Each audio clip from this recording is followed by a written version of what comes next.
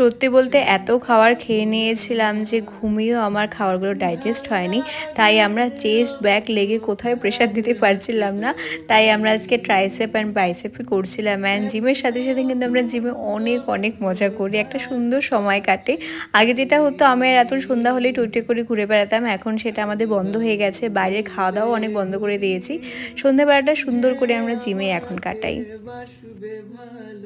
তার আকাশে উড়ি, তার আকাশে উড়ি। ক্লাসের এই দিনগুলোতে সেই সাত সকালে বাড়ি থেকে বেরোই, তারপর ক্লাস করিয়ে রেস্ট করে জিম করে সারাটা দিন পর আমি রাতে বাড়ি ফিরি।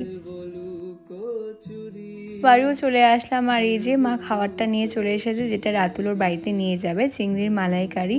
তো এই ছিল আজকের আমাদের ছোট্ট একটা ভ্লগ। আশা করি ভিডিওতে মধ্যে সবার অনেক অনেক ভালো লেগেছে। দেখা হবে অন্য কোনো সুন্দর একটা ভিডিওতে।